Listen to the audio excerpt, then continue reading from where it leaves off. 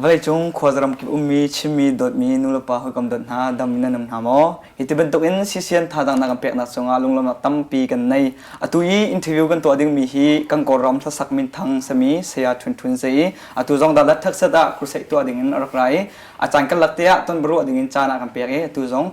interview to na kan nei lai di dong chiang thadang pek ding in gan no na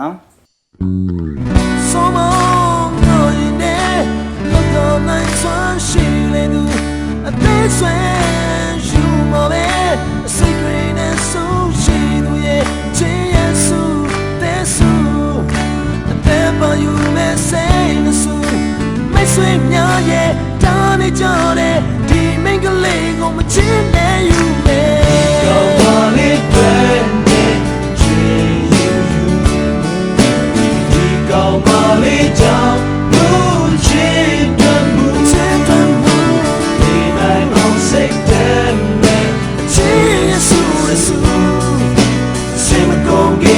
So you cheer you darling I'm so blue Jimmy Sandy chilling me your name to get to dwell beating up real night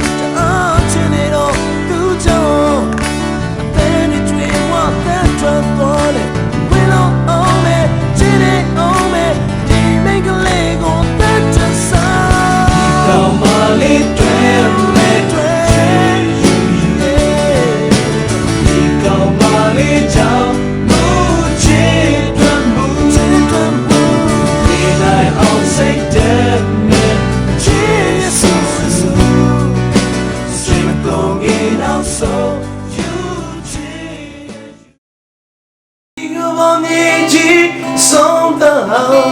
the baby Nicola the chain of your sea follow me think of no God shin the days a guide to ma to go and people ya when you know me to love shin the zemo ama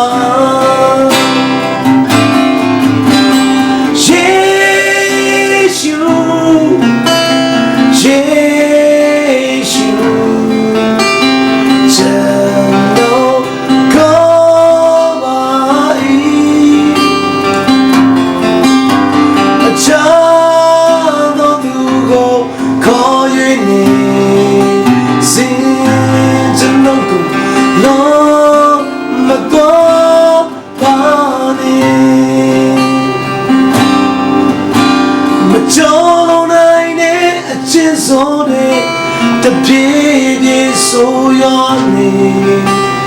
hey now me the surema ya yo yini go dai nga cho sa le a chi ni ta ta twe when you know love ya mu ne ga so we ya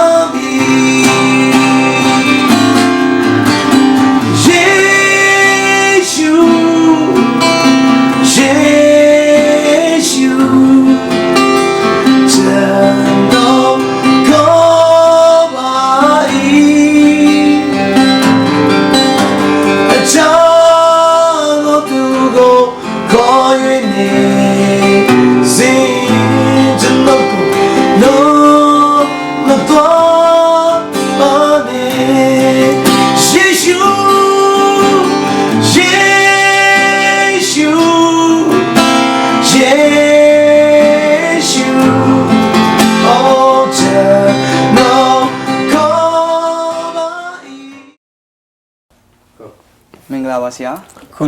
Sia got Sisian go ching better dre, Yambe du mare. Oh, Rope, Machinaga, but my Mekune, Sia, Mida Sojone, Sia John, General Teaching Mare. Oh, General Mida Suga, Piamasura General, Tankoya Gozane, Legunema, General Anon Pivale, Liz Gozalina Gozangama, no? So, Goza and Chakunema. 1996 မှာကျွန်တော်ရဲ့ပထမတာဦးဖြစ်ဘုရားရှင်ပြီးတဲ့တာဦးရပါတယ်ပြီးတော့သမီးလေး2ယောက်ကို 1990နဲ့8ခုနှစ်မှာတရားရတယ်2000ခုနှစ်မှာတရားရတယ်ကျွန်တော်မှာသားတစ်ယောက်နဲ့သမီး2ယောက်ရှိပါတယ်ကျွန်တော်မိသားစုမှာကလေး3ယောက်ဘုရားသခင်ကျေးဇူးတော်ကြောင့်ဘုရားသခင်ပေးရတဲ့အတွက်ကလေး3ယောက်နဲ့အတူဒီနေ့အဲ့လေမြို့မှာနေထိုင်နေပါတယ်ဆရာကဘယ်ရာကြည့်လဲဆရာကကျွန်တော်ကတော့ရန်ကုန်မြို့ပေါ့နော်ရန်ကုန်မြို့ရဲ့အနီးမှာရှိတဲ့မြို့ငယ်လေးဖြစ်တဲ့အင်းစိန်မြို့နယ်ပေါ့ကျွန်တော်အင်းစိန်မြို့နယ်ကဇာတိဖြစ်ပါတယ်ဟုတ်ဆရာကအခုစအမေရိကန်မှာနေတာပေါ့နော်ဟုတ်ဆရာကကျွန်တော်တို့ကြည့်တယ်လို့ဆိုရင်ဆရာကမြန်မာပြည်မှာစံတကယ်နာမည်ကြီးဆိုတော့ပေါ့နော်ကျွန်တော်တို့ကြားရပါတယ်ဘာဖြစ်လို့ဒီလိုအဆိုတော်ကြီးနာမည်ကြီးဖြစ်ရတာနဲ့ဘာဖြစ်လို့အမေရိကန်ကိုပြောင်းတယ်ဆိုတာကျွန်တော်တို့ပြောပြနိုင်မလားပြောပြနိုင်ပါတယ်ပထမအဲ့ချိန်တော့ပါနော်ကျွန်တော်ဒီအမေရိကန်ကိုထွက်လာတဲ့ရွေချက်ကတော့နံပါတ်1ကကျွန်တော်ကလေးလေးတွေရဲ့future ပေါ့နော်သူတို့ရဲ့နောက်လာမယ့်အသက်တာအတွက်ကိုကျွန်တော်အားလုံးကျွန်တော်တို့လင်မယားနှစ်ယောက်တိုင်းမတဲ့ခါမှာခုနလိုပေါ့ဆဆရပါဘောနော်ပညာရေးဘာညာအားလုံးဆိုတော့အဲ့ဒါနဲ့ပတ်သက်ပြီးတော့သူတို့ရဲ့ future ကိုကြည့်ပြီးတော့ကျွန်တော်ဗမာပြည်ကနေထွက်လာတာဖြစ်တယ်မိသားစုကြောင့်ဒီမှာထွက်လာပါတော့ဟုတ်ကဲ့ဒါဆိုရင်ကျွန်တော်တို့ကြားရတယ်လို့ဆိုရင်ဆရာက IC ဖွဲ့မှာပါတယ်ဆိုတော့ကျွန်တော်တို့ကြားရတယ်အဲ့ဒါ IC ကြောင်းနည်းနည်းလို့ကျွန်တော်တို့ပြောပြနိုင်မလားIC ကျောင်းဆိုရင်ကျွန်တော်ပြောပြနိုင်ပါတယ်ကျွန်တော်သိသလောက်ပေါ့နော် IC ကျောင်းကိုကျွန်တော်သိသလောက်ကျွန်တော်ပြောပြလို့ရပါတယ် IC ဖွဲ့က1990မှာသူတို့စပြီးတော့တည်ထောင်တဲ့ဖွဲ့ဖြစ်တယ်ဆိုတော့သူတို့တည်ထောင်ပြီးတော့3-4 လလောက်ပြီးမှပဲကျွန်တော်ရောက်သွားတယ်ဆိုတော့ကျွန်တော်ရောက်သွားတာကတော့ကျွန်တော်ကပင်နိုင်ဆိုတော့ပေါ့နော်သူတို့ပင်နိုင်ဆိုတော့ထားမယ်ပင်နိုင်ဆိုတော့3ယောက်အမျိုးသား3ယောက်သူတို့ထားတယ်အဲ့ထဲမှာ1ယောက်ဖြစ်ကျွန်တော်ရောက်ရှိသွားတယ်ဆိုတော့IC အကြောင်းပြောရမယ်ဆိုရင်တော့ကျွန်တော်1990မှာကျွန်တော်ရောက်တယ်အဲ့ဟာနေ16လုံးပေါ့နော်ပင်နိုင်ဆိုတော့ဘွားဖြစ်ကျွန်တော် IC နဲ့အတူတူကျွန်တော်ပါဝင်ခဲ့တယ်1994ခုနှစ်မှာကျွန်တော်ရဲ့ပထမ first ဒီ album ကိုကျွန်တော်စပြီးထုတ်လုပ်ခွင့်ရတယ်ပြီးတော့ second ကျွန်တော်1995မှာကျွန်တော်တခါထပ်ထွက်တယ်နောက်2000ခုနှစ်တည်းကျွန်တော်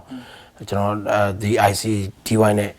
တစ်နှစ်တစ်ခါနှစ်နှစ်တစ်ခါကျွန်တော် DC ကြီးကျွန်တော်ထွက်ခဲ့တယ်ပြီးတော့အဲ့မှာကျွန်တော်အတူပါဝင်ခဲ့တယ်ပေါ့နော်IC ကြောင်းတခြားပဲຢာတွေသိချင်သေးရတယ်မသိလို့ဆင်ရပါတယ်ဆရာဆရာကဘာဖြစ်လို့ IC ကနေထွက်တာလဲဘာကြောင့်ထွက်တာလဲပေါ့နော်ဒါတော့နာမည်ကြီးတဲ့ IC ဆိုတော့မြန်မာပြည်မှာဆိုပေါ့နော်ဘာဖြစ်လို့ထွက်တာလဲပေါ့နော်IC ကတော့ကျွန်တော်ကမထွက်ပါဘူးဟုတ်ကဲ့ကျွန်တော် IC ကဒီတိတိလည်းမထွက်ပါဘူးဟုတ်ကဲ့ကျွန်တော်ရင်ထဲမှာတော့ IC ဆိုတာကျွန်တော်ရှိနေတာပဲအများလားနော်ဘယ်သူကမှIC ထဲမှာရှိတဲ့လူတွေကပဲကျွန်တော်ကိုတတ်မှတ်ခြင်းတတ်မှတ်မတတ်မှတ်ခြင်းလည်းနေကျွန်တော်ကတော့အများကြီးရှိနေတာပဲဆိုတော့ဘာလို့အများကြီးရှိနေတော့ဒါကျွန်တော်ရဲ့တကယ်ဘဝမှာကျွန်တော်ဘယ်လိုခေါ်မလဲဒီအဆိုတော်ဖြစ်ခဲ့တယ်ပေါ့နော်ဒီကျွန်တော်အဆိုတော်ဖြစ်ခြင်းနဲ့ကျွန်တော်တကယ်ပဲကျွန်တော်ဒီအနုပညာသမားဖြစ်အောင်မြင်တဲ့အနုပညာသမားဖြစ်ခဲ့တဲ့ဖြစ်ခြင်းနဲ့ဘဝမှာဒီ IC နဲ့ပဲကျွန်တော်ကမွေးဖွားလာတဲ့ IC နဲ့ပဲအတူတူကျွန်တော်ကကြီးပြင်းလာတဲ့လူတယောက်ပေါ့နော်ဆိုတော့ကျွန်တော်ရဲ့ရင်ထဲမှာဘယ်တော့မှ IC တွေကကျွန်တော်မထွက်ပါဘူးဒါကတော့ကျွန်တော်နေ့တိုင်းရှိနေဘာကြောင့်လဲဒါကြောင့်လဲကျွန်တော်နေ့တိုင်းလဲကျွန်တော်ရဲ့နေ့စဉ်ကျွန်တော်ဆူတောင်းခြင်းထဲမှာလဲ IC ဆိုတဲ့ဗမိုင်းမှာရှိတဲ့ဒီ ICT ဘန်းတော့ကျွန်တော်နေ့တိုင်းဆူတောင်းနေတယ်ဆူတောင်းပေးနေဒီမှာဒီနေ့ရှိနေတဲ့ညီကိုတွေပေါ့နော်ကျွန်တော်တို့လုံနေတယ်ဒီသမားညီကိုတွေအစိုးညီကိုတွေအားလုံးကျွန်တော်နေ့စဉ်ဆူတောင်းပေးနေကျွန်တော်ရင်ထဲမှာတော့ ICM ပြန်လာရှိကျွန်တော်ဘယ်တော့မှမထွက်ပါဘူးလက်ရှိဆရာမထွက်ဘူးပေါ့နော်ဟုတ်ကဲ့ရှိပါတယ်ဆရာကကျွန်တော်တို့တရားတယ်လို့ဆိုရင်ဆရာက lab song မဆူတော့ဘူးတဲ့ဘာဖြစ်လို့ lab song မဆူရလဲပေါ့နော်မဆူချင်းလို့မဆူရလားဒါမှမဟုတ်မကောင်းလို့မဆူရလားသိကောင်းတယ်ဒီမိကုန်းလေးသိကောင်းပါလားဟုတ်တယ်မဆိုခြင်းလို့မဆိုရလည်းမဟုတ်ဘူးမကောင်းလို့မဆိုရလည်းမဟုတ်ဘူးဟုတ်ကဲ့ဒီကျွန်တော်ဒီနေ့ရင်ထဲမှာဖြစ်တဲ့အတိုင်းပြောရမယ်ဆိုရင်တော့ကျွန်တော်ရဲ့ရင်ထဲမှာဒီကျွန်တော်အချစ်တွေပြောင်းသွားတယ်ပေါ့နော်အရင်တော့လည်းကျွန်တော်အချစ်စင်းတွေဆိုတာပဲလေကျွန်တော်အကြိုက်ဆုံးချင်းဆိုတော့ဒီကောင်မလေးတွေနဲ့ဒါဒီချင်းဆိုတာလူငယ်တွေတော်များများကြိုက်တဲ့ချင်းတွေဖြစ်ကျွန်တော်လည်းမတန်ကြိုက်တယ်ဒီသချင်းကိုကျွန်တော်ရဲ့ဒီ တကယ်ဇလန်းကိုကျွန်တော်တေးရေးဆရာကိုကျွန်တော်ပေးပြီးကျွန်တော်ရေးခိုင်းတာသူရေးပြီးတဲ့ဟာကိုကျွန်တော်ဆိုတာမဟုတ်ကျွန်တော်သချင်းတော်တော်များများသည်ကျွန်တော်ရေးခြင်းတဲ့အကြောင်းအရာတွေကိုကျွန်တော်တေးရေးဆရာတွေကိုပေးပြီးတော့ကျွန်တော်ရေးခိုင်းတာဖြစ်တယ်ဆိုတော့ဒါကျွန်တော်တကယ်ဟိုချစ်တဲ့အရာတွေကိုကျွန်တော်ဖွဲ့နှွှဲပြီးတော့တကယ်ဟိုတည်ဆိုခဲ့တာပေါ့နော်ဒါပေမဲ့ဒီနေ့ကျတော့ကျွန်တော်ဒီသချင်းတွေဘာလို့မဆိုလဲဆိုတော့ကျွန်တော်အချစ်ကပြောင်းသွားတယ်ခုနကကျွန်တော်ပြောတော့ဆိုတော့ကျွန်တော်ရဲ့အချစ်ကဒီ main ကလေးတူတယောက်ရဲ့မှကျွန်တော်မရှိတော့ဘူးကျွန်တော်ရဲ့အချစ်ဒီကျွန်တော်ပြောင်းသွားတယ်ဆိုတော့အရင်တုန်းကတော့လူဖြစ်တယ်ဒီနေ့ကတော့ဖယားဖြစ်တယ်ဒါပဲဆိုတော့ကျွန်တော်ရဲ့အချစ်ပြောင်းသွားတဲ့အတွက်ကျွန်တော်ဘယ်သူကိုပို့ချစ်လဲဒီနေ့ဖယားကိုပို့ချစ်တယ်အဲ့တော့ဘယ်သူကိုချစ်လဲကောင်မလေးကိုချစ်တော့ကောင်မလေးအတွက်သက်ရှင်တယ်ကောင်မလေးကြောင်းမဲ့ရေးဖွဲ့နှွဲပြီးကျွန်တော်ဆိုတယ်ဒါပေမဲ့ဒီနေ့ကျွန်တော်အချစ်ပြောင်းသွားတယ်ဘယ်သူချစ်လဲဖယားကိုချစ်တဲ့အတွက်ဖယားကြောင်းမဲ့ကျွန်တော်ဖယားရဲ့ကောင်းမြတ်ခြင်းတွေကျွန်တော်ဒီနေ့စဉ်အဲ့ဒီဂုံပုတ်တွေထဲမှာပဲကျွန်တော်ကြီးမှန်းပြီးတော့ကျွန်တော်ဒီနေ့ဒီဆိုတယ်သူ့အကြောင်းနဲ့ပတ်သက်တာပဲကျွန်တော်စဉ်းစားတယ်သူ့အကြောင်းနဲ့ပတ်သက်တာပဲကျွန်တော်ဒီနေ့ရင်မှုတယ်ကျွန်တော်သူ့ဟာလေးနဲ့ပဲကျွန်တော်ကြီးမှန်းပြီးတော့ကျွန်တော်ဒီဆိုခြင်းပြောင်းသွားတာပါပဲဟုတ်ကဲ့အချစ်ပြောင်းသွားအချစ်ပြောင်းသွားတာပေါ့နော်အခုစံဖျားချစ်တော့ပြီပေါ့နော်အခုစံလူမချစ်တော့ဘူးနော်โอเคဒါစံစင်တော့ရစင်တော့ဒါစံဆရာကကူတန်ဘယ်နဲ့ခွေထောက်သွားပြီလေပေါ့နော် VCD ပေါ့နော်ဆရာကူတန်စူထားတဲ့ VCD ပေါ့နော်အော်ကျွန်တော်ရဲ့ဟိုဟာမေးချင်တာသိချင်တာကျွန်တော်ကိုပိုင် single album ပေါ့နော် single album ပေါ့နော် single album ကကျွန်တော် love song ကျွန်တော်8ခုတိတိကျွန်တော်ထွက်ခဲ့တယ်8ခုတည်းတိတိထွက်ခဲ့တယ်ဒါပေမဲ့တချို့ကတော့ကျွန်တော်အများသိတာတော့2ခု3 4ခုလောက်တော့သိတယ်နောက်ပိုင်းကျကျွန်တော်သိမသိတာလည်းရှိတယ်တခြားလည်းမဟုတ်နောက်ပိုင်းကဘာလို့သိမသိတာလဲဆိုတော့ကျွန်တော်ကနောက်ပိုင်းမှာကျွန်တော်ဒါလေးနည်းနည်းပြောချင်တယ်ကျွန်တော်ကလက်ဆောင်ခွေထဲမှာကျွန်တော်ဓမ္မတေးတွေကျွန်တော်ထည့်လာတယ်ကျွန်တော်ထည့်လာကျွန်တော်ချင်းနေပြန်ကြည့်လိုက်အရင်တော့တပုတ်ပါတယ်နောက်ပိုင်းဆို2ပုတ်ပါတယ်နောက်ပိုင်း album ဆို3ပုတ်ပါတယ်နောက်ပိုင်း album ဆို4ပုတ်လောက်ပါလာဆိုတော့ပြိဿတာကသိရလေနားထောင်နေနေဆိုတော့ဘဝမှာလည်းသိရတဲ့အတိုင်းပေါ့နော်ဆိုတော့ကျွန်တော်ဘဝပြနည်းနည်းခုနပြောလို့ပေါ့သူတို့ကြိုက်တဲ့ပုံစံလေးထဲမှာပဲသူလက်ခံတဲ့အတိုင်းဓာတ်လေးတစ်ခုရှိတော့ကျွန်တော်ချပြတဲ့ကျွန်တော်ဟိုအပြည့်တဲ့ဟာလေးကိုသိနားမထောင်ခြင်းတဲ့အခါမှာနောက်ပိုင်းချင်းတွေကနောက်ပိုင်းထွက်တဲ့ album တွေကိုသိလို့တွေသိမသိကြအောင်အဲ့ဒါဓမ္မတေးတွေပါလာတော့ပြောမယ်ဆိုကျိုးသိမကြိုက်ချင်ဘူးပေါ့နော်သူက lap sound ဆိုအချင်းနဲ့ပတ်သက်တဲ့မိန်းမလေးနဲ့ဖွဲ့နေတာပဲကြိုက်ချင်တယ်ဖျားနဲ့သက်ဆိုင်တဲ့ဟာဆိုသူသိနားမထောင်ခြင်းအဲ့ကြောင့်သိမသိကြတာဖြစ်တယ်အစင်ရှစ်ခုထွက်ခဲ့တယ်ဟုတ်ကဲ့2013မှာဆရာကဒါလာမှာခရစ်စတန်လုပ်ဖို့နော်အဲ့ချိန်မှာချင်းဘိုင်ဘယ်ချက်မှာလောက်ခဲတော့ကဆရာကသူများခေါင်းပေါ်မှာတင်ပြီးတော့လက်ကိုလေတင်ပြီးတော့ဆူတောင်းပေးတယ်အဲ့ဒီချိန်မှာသူများတို့လေးကြတာပေါ့နော်အဲ့ဒါဘာကြောင့်လေးတယ်သူများဆိုရင်အဲ့ဒါမယုံလာတွေလည်းရှိကြတယ်လေအဲ့ဒါကြောင့်ဘာကြောင့်လဲဆိုတာကျွန်တော်ပြောပြနိုင်မှာပြောပြနိုင်ပါလေပြောပြနိုင်ပါလေလို့ပြောတဲ့ခါမှာဝိညာဉ်တော်ရဲ့လောက်ရကတော့ကျွန်တော်လည်းအကုန်လုံးတော့နားမလဲဟုတ်ကဲ့ဘာလို့နားမလဲလဲဆိုတော့ဝိညာဉ်တော်ဆိုတာကစာထဲမှာလည်းလေ့လာလို့မရအောင်ဟိုခုနအတိအုံနောက်နဲ့လည်းလိုက်ပြီးလေ့လာလို့မရအောင်ဝိညာဉ်ဆိုပြောချင်တာဖျားဖြစ်တယ်ဖျားရဲ့လောက်ရဆိုတော့ကျွန်တော်အကုန်လုံးမသိနိုင်ဘူးဆိုတော့ကျွန်တော်ပြောပြလို့ရသလောက်တော့ကျွန်တော်ရှင်းပြလို့ရပါတယ်ဆိုတော့လူတွေကိုလက်တင်ပြီးဆူတောင်းတယ်ဆိုတာကအဓိကတော့ဘာလဲဆိုတော့ကျွန်တော်တို့ကအခုကျွန်တော်ရဲ့ခုနဒီမှာညီကိုမေးတဲ့ဟာကတော့ကျွန်တော်ရဲ့ before ကကျွန်တော်ရဲ့အဆိုတော်ဘဝပေါ့နော်ဒီနေ့ဘုရားသခင်ကျွန်တော် transform လုပ်ပြီးတဲ့အခါမှာကျွန်တော်သက်တာပြောင်းလဲသွားပြီးတဲ့အခါမှာဘုရားသခင်ကကျွန်တော်ကိုဒီနေ့ဘယ်နေရာမှာအသုံးပြုလဲဆိုတော့လူတွေနဲ့ဘုရားနဲ့ကြားထဲမှာဟိုတရားတစ်ခုလို့ပေါ့ကုဆက်ပေးတဲ့ဒဇာပလာဖြစ်ဘုရားသခင်ကျွန်တော်ဒီနေ့အသုံးပြုတယ်အရင်တော့ပုံစံကတော့အဆိုတော်ဘဝဒီနေ့ကျွန်တော်အဆိုတော်မဟုတ်တော့ဘူးကျွန်တော်ဒီနေ့အဆိုတော်လည်းမလုပ်တော့ဘူးဒါဒီမှာခုနညီကိုမေးလို့ပဲနော်ကျွန်တော်ရဲ့အသက်ရှင်ခြင်းတွေပြောင်းသွားတယ်ဆိုတော့ဘာလဲဆိုတော့ဒီဖယားနဲ့လူတွေရဲ့ကြားထဲမှာပေါင်းကူဖို့ဖြစ်ကျွန်တော်တို့ကအဆက်အသွယ်လုပ်ပေးတဲ့ဖယားရဲ့အတုံးတော်ကဒဇန်ပလာတစ်ခုဖြစ်တယ်ဟုတ်ပြီနော်အဲ့တော့ဒီဖယားကသူလှုပ်ချင်တဲ့အရာတွေသူလှုပ်ချင်တဲ့အရာတွေကိုဒီလူတွေနဲ့အလုပ်လုပ်ဖို့ကိုဘယ်သူနဲ့လုပ်လို့လဲဆိုတော့သူရွေးကောက်ထားတဲ့သူ့ရဲ့လူတွေနဲ့သူအလုပ်လုပ်တယ်ဟုတ်ပြီနော်အဲ့တော့အဲ့ထဲမှာကျွန်တော်ကတယောက်ဖြစ်ဒီနေ့ဘုရားအသုံးတော်ခံပြီးကျွန်တော်ဒီနေ့အသက်ရှင်တယ်ဆိုတော့ခုနကလူတွေကိုလက်တင်ပြီးဆူတောင်းပြီးတယ်ဆိုတဲ့အရာကဘာလဲဆိုတော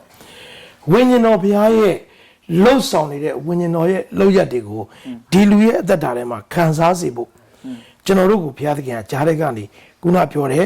ဒဇာပလာဖြစ်ကူးဆက်ပေးဖို့ကျွန်တော်အသုံးခံခြင်းပဲဖြစ်တယ်အဲ့တော့အခုညီကိုပေါ်မှာကျွန်တော်လက်တင်ပြီးဆူတောင်းပေးတယ်ဆိုတာဘုရားရဲ့လှုပ်လှုပ်ခြင်းတဲ့အရာအလုံးကကျွန်တော်တို့ကနေပြီးတော့ညီကိုတဲ့ကိုကူးဆက်စေဖို့အတွက်ဖြစ်တယ်ဆိုတော့အဲ့မှာ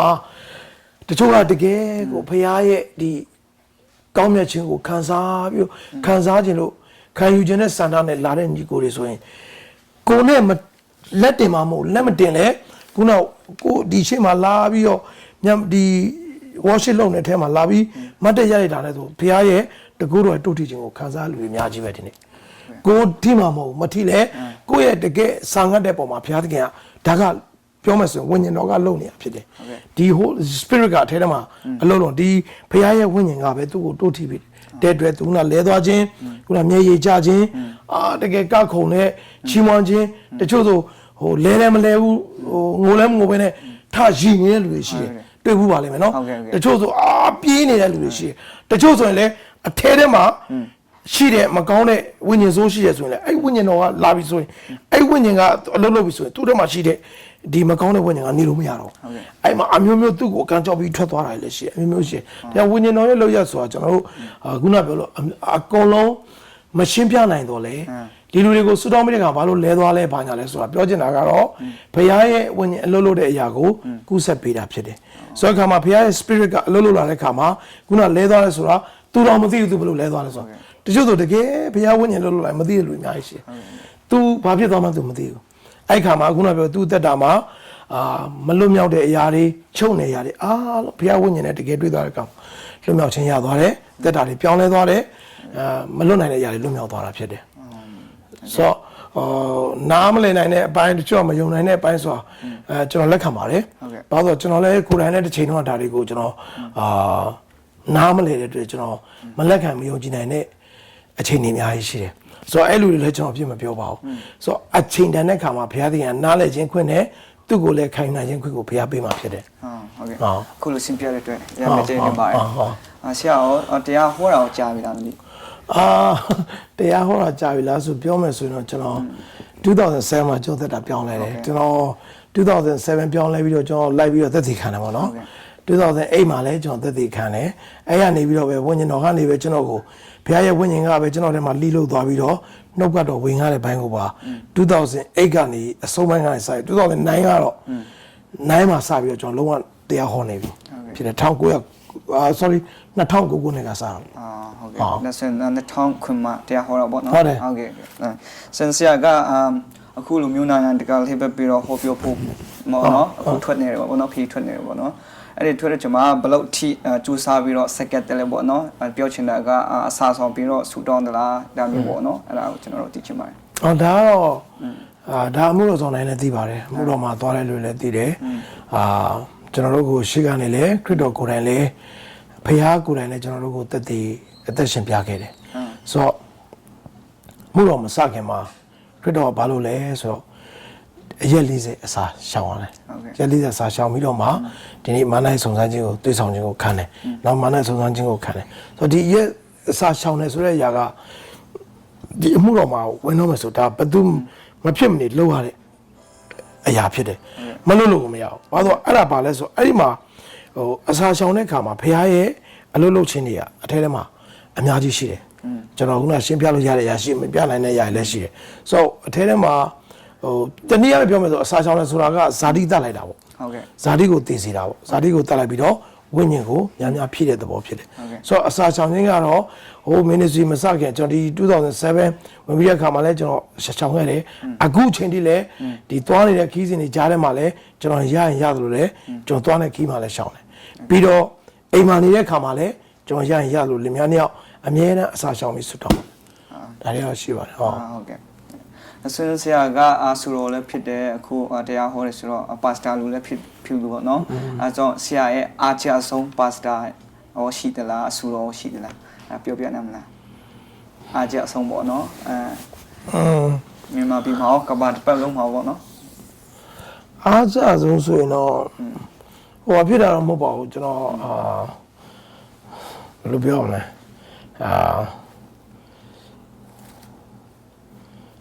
ရှိပါတယ်မရှိလည်းမဟုတ်ရှိပါတယ်ရှိရသွားတော့ ပြောမယ်ဆိုရင်ကျွန်တော်ဘယ်သူတွေကိုအားကြလဲဆိုရင်နှုတ်ပတ်တော်ထဲမှာပေါ့နော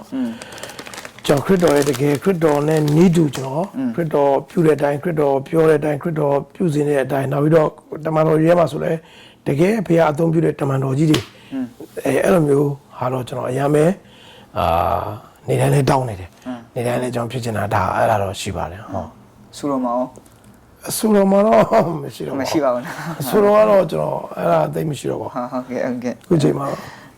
โอเคဆရာကတရားဟောပြောတဲ့တချို့မှာချင်းလူမျိုးတွေရှိမှလေတရားဟောတယ်ဆိုတော့ကျွန်တော်တို့ကြားရတယ်အဲချင်းလူမျိုးရဲ့ခရစ်ယာန်အပုံအနေထားပေါ့နော်ဘယ်လိုအနေထားဆရာမင်းရဲ့အကြောင်းကိုကျွန်တော်ပြောပြပါအောင်အော်ချင်းလူမျိုးလားကျွန်တော်ဟုတ်တယ်ကျွန်တော်ပြောင်းလဲပြီးတဲ့ချင်းလူမျိုးတော်များရှိသွားရတယ်ချင်းလူမျိုးတွေကဘာတစ်ခုကောင်းလဲဆိုကျွန်တော်တွေ့ရတယ်သူတို့သိပြီးတော့ဘုရားနဲ့ပတ်သက်စေအားကြီးတယ်ဟုတ်ကဲ့အားကျွန်တော်သိခွန်ရတယ်သူတို့လေဘုရားနဲ့ပတ်သက်လာရင်ဘယ်လိုပဲဖြစ်ဖြစ်ဗျာဟိုဘယ်ချင်းနေမှာပဲရှိဘုရားဆိုရင်တော့သူတို့ကညှင်းဆန်ခြင်းမရှိဘူးဗျဟုတ်ကဲ့သူတို့လာတယ်ဘာဝင်နေဟိုဟာပေါ့နော်အဲ့အတွက်ကတော့ကျွန်တော်အရန်ပဲကျွန်တော်အားရတယ်အားလဲကြတယ်ဆိုတော့အခုဒီနေ့တည်းလည်းဘယ်နေရာမှာပဲကြည့်ဟိုဘုရားရှ िख ုံးမဲ့ဟဲ့ဆိုရင်ကြည့်လိုက်အားတဲ့ရောလာတယ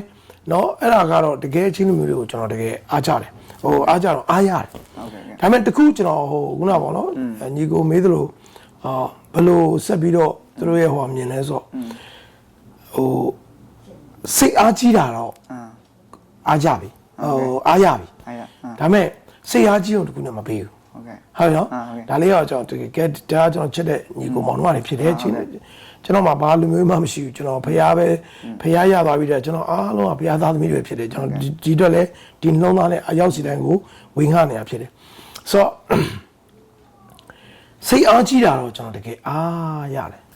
ဒါပေမဲ့အသက်ရှင်ဖို့အတွက်တော့နည်းလေးအားပေးခြင်းတယ်ဟုတ်ပြီနော်စိတ်အားဖရားကိုရှစ်ဖို့ချီးမွမ်းဖို့ကိုးကွယ်ဖို့ဖရားရှိရရဖို့အရာကိုစိတ်အားကြီးတာတော့အရန်ကျွန်တော်အားရတယ်ဒါပေမဲ့အသက်ရှင်တဲ့အပိုင်းကိုတော့အားပေးခြင်းတယ်ဆိုတော့ခရစ်တော်ကငါဒီအသက်လို့အမြဲတမ်းပြောတယ်လေခရစ်တော်ငါဒီလမ်းကြီးဖြစ်တယ်တမန်တရားဖြစ်တယ်ငါဒီအသက်ဖြစ်တယ်ငါဒီအသက်ဖြစ်တယ်ငါဒီအသက်ဖြစ်တယ်အသက်လို့အမြဲတမ်းပြောတာဒါကြောင့်ခရစ်ယာန်တယောက်ရဲ့ကိုကြည့်လိုက်တဲ့အခါမှာငါခရစ်ယာန်ဖြစ်နေပါတယ်ဆိုတော့ပြောစရာမလိုဟုတ်ကဲ့သူ့ရဲ့အသက်ရှင်ခြင်းတက်တွေကိုဘုရားသခင်မင်းတို့ငါဤတက်တွေဖြစ်တယ်လို့ပြောတာအောင်ကျွန်တော်တို့ကိုကြည့်တာနဲ့မင်းကဘာသာဝင်လဲလို့မေးစရာမလိုဟုတ်ကဲ့right ဆိုကျွန်တော်ကိုကြည့်လိုက်တာနဲ့ဒီကောင်ကဘာသာဝင်လဲဆိုပြောစရာမလိုကျွန်တော်ကိုကြည့်လိုက်တာနဲ့ခရစ်တော်ကိုမြင်နေရမယ်ဆိုအဲ့တော့ခရစ်တော်ကိုမြင်ဖို့ဆိုတော့ကျွန်တော်အသက်ရှင်ဖို့လိုတယ်ဘယ်သူနဲ့အသက်ရှင်လို့ခရစ်တော်နဲ့တူအသက်ရှင်ဖို့လိုတယ်ချိန်တိုင်းနိုင်တိုင်းစက္ကန့်တိုင်းမိနစ်တိုင်းပေါ့ဆိုတော့အဲ့ဒါလေးကိုတော့အားပေးခြင်းတယ်ဆိုတော့စိတ်အားကြီးတဲ့အပိုင်းမှာတော့လူမျိုးတွေထဲမှာတော့ဘုရားနဲ့ပတ်သက်လာရင်ချင်းလူမျိုးတွေဘုရားကိုချစ်တယ်အားကြီးတယ်စာငတ်မှုအားကြီးတာတော့ကျွန်တော်အရန်အားရတယ်ဒါပေမဲ့အသက်ရှင်တဲ့အပိုင်းတော့အားပေးခြင်းတယ်ဆိုတော့အသက်ရှင်တဲ့အပိုင်းဆိုတာခရစ်တော်နဲ့အတူအသက်ရှင်ပြီးသက်သေထူဖို့တော့အားပေးခြင်းတယ်ဟုတ်ကဲ့အခုတဲ့ကျေးဇူးပါအာမင်ဆရာအခုကျွန်တော်တို့တည်ခွင့်ရမယ်ဆိုရင်တည်ချင်တာကဆရာရဲ့ရီမန်ချက်ပန်းလေးကိုကျွန်တော်တို့ပြောပြနိုင်မလားဆက်ပြီးတော့သွားမယ်โอเคကျွန်တော်ဟုတ်ပြီရှိတာပေါ့ကျွန်တော်ရဲ့ motive ကတော့အခုကျွန်တော်ရဲ့တကယ်အတွင်းလုံးသားထဲမှာရှိတဲ့ရွေချက်ကတော့လူမိုင်းဗျာလူမိုင်းဟုတ်ကဲ့လူမိုင်းဘယ်လူပဲဖြစ်ဖြစ်ဘယ်လူမျိုးပဲဖြစ်ဖြစ်လူဆိုရင်တော့အရောက်စီတိုင်းကျွန်တော်ဒီဘုရားသခင်ကျွန်တော်ပြန်လဲမရုပ်သိမ်းခင်မှာအရောက်စီတိုင်းကိုခရစ်တော်ဘုရားကိုရစေခြင်းတယ်ကျွန်တော်ရဲ့ကြီးမားတဲ့အတွင်းထဲမှာရှိတဲ့နှလုံးသားရဲ့ရွေချက်ပဲဖြစ်တယ်ခရစ်တော်ဘုရားကိုရစေခြင်းတယ်ဟုတ်ကဲ့ဆရာက2000ခုမှာတရားဟောပြီးဆိုတော့ဆရာဆီမှာတက်တေခန္ဓာရှိသလားဘယ်နှစ်ယောက်ရှိသွားပြီလို့ပေါ့နော်တရားဟောတဲ့ချိန်မှာလေပြောင်းလဲတာဘယ်နှစ်ယောက်ရှိသွားပြီလို့ပေါ့နော်ပြောင်းလဲတာအများကြီးပဲဟုတ်ကဲ့အများကြီးပဲဒီမှာအခုဒီမှာကျွန်တော်နဲ့အခုဒီမှာရောက်နေညီကိုတွေရှိတယ်ခုနတွေ့ရညီကိုတွေဒီထဲမှာလည်းအခုပြောင်းလဲတကယ်ကိုသူတို့လောကလုံးထဲမှာလုံနေညီကိုတွေဖြစ်ဆူရှိလိမ့်နေလို့ရှိတယ်။ခုနဆက်ရုံမှာလုံနေညီကိုတွေရှိတယ်။ဒါပေမဲ့အဲ့ညီကိုတွေတကယ်ပဲသူတို့တက်တာမှာဘုရားသခင်အသုံးပြုတာပါနော်။ပြောင်းလဲပြီးတာဘုရားဖြစ်ပါတယ်။ကျွန်တော်ကတော့ဘယ်မှမပြောင်းလဲပြီးနဲ့။ဒါပေမဲ့ကျွန်တော်ဘုရားဆေလို့လိုက်တဲ့ခါမှာကျွန်တော်ကပြောလို့ပေါ့ဘုရားနဲ့သူတို့ကိုပေါင်းကူးပေးတဲ့ကျွန်တော်ကတရားလို့ပဲကျွန်တော်တို့ဒီကနေကူးဆက်ပြီးတော့သူတို့ကိုဘုရားတွေ့တာကသူတို့ဘဝတွေပြောင်းလဲပြီးတော့ဒီနေ့လုံးဝအလုတ်တောင် လုံးဝလောကလုံးမလို့ဘဲနဲ့ဘုရားအတွက်အချိန်ပြည့်စက္ကန့်နဲ့ညီကိုဒီမှာအများကြီးပဲပါလာတယ် ဟုတ်ကဲ့ ဒါဒီမှာရှိတဲ့ state တိုင်းမှာရှိတဲ့ဒီ United States တိုင်းမှာ state တိုင်းမှာရှိတဲ့နိုင်ငံတိုင်းမှာလည်းကျွန်တော်တို့သွားတဲ့နေရာမှာလည်းအများကြီးရှိပါတယ် ဟုတ်ကဲ့ ဟုတ်ကဲ့ ဆရာကတရားဟုတ်ဖို့ပေးနိုင်ငံသွားပြီလေ ကျွန်တော်အခုဒီခုသွားခဲ့တာမလေးရှားသွားခဲ့ပြီယူရီးယားထိုင်းလန်သွားခဲ့ပြီစင်ကာပူသွားခဲ့ပြီဩစတြေးလျသွားခဲ့ပြီနယူးဇီလန်သွားခဲ့ပြီဟောသွားခဲ့ပြီအခုကျွန်တော်မကြခင်နောက်တစ်ပတ်ဆိုကျွန်တော်ဒီနယူးဇီလန်ကိုပြန်သွားမှာဖြစ်တယ်ဆိုတော့နယူးဇီလန်နေကျွန်တော်ပြန်ပေါက်မှာဖြစ်တယ်ကျွန်တော်အခုဒီဆမ်မာမှာကျွန်တော်ယူရိုပသွားမယ်လန်ဒန်သွားမယ်ကျွန်တော်ဂျာမနီသွားမယ်ပြီးတော့အဲ့ဒီဟိုဘက်ယူရိုပဘက်ပေါ့နော်နော်ဝေးဖင်လန်ဘာညာအဲ့ဘက်တွေကျွန်တော်ဆက်သွားဖို့ရှိပါတယ်ဟော ဟုတ်ကဲ့ဟုတ်ကဲ့ အမှန်ဒီဇင်ဘာတွေကသွားဖို့ snow storm တွေတအားဖြစ်နေလို့ကျွန်တော်ဒီခီးစဉ်တွေကိုရွှေ့ပလိုက်တာဟော ခုလုံးလို့ဆရာတော့၄နိုင်ငံတွားပြီပေါ့နော် ဟုတ် ကဲ့ဒါဆိုရင်အခုကျွန်တော်တို့ CCN ပရိသတ်တွေရှိတယ်အဲ့ဒီပရိသတ်တွေရှိမှာအမှားစကားလေးတွေရှိရင်ကျွန်တော်တို့ပြောပေးပါ ဟုတ်ပြီအမှားစကားဆိုတော့ချားမဟုတ်ပါဘူးရောက်စီတိုင်းကိုခုနကျွန်တော်ပြောသလိုပဲကျွန်တော်ဒီနေ့တက်တာစက္ကန့်နေတဲ့ရွေချက်ကရောက်စီတိုင်းကိုတကယ်ပဲခရစ်တော်နဲ့အတူအသက်ရှင်တဲ့ညီကောင်မောင်လာရောက်စီတိုင်းကျွန်တော်ဖြစ်စေခြင်းနဲ့ခရစ်တော်ကိုတကယ်အသက်တာမှာရပြီးတော့နေ့စဉ်အဲ့ခရစ်တော်နဲ့အတူအသက်ရှင်သောသူရောက်စီတိုင်းဖြစ်စေခြင်းပါလေရောက်စီတိုင်းကိုဖျားရှင်ကောင်းကြီးပေးပါစေ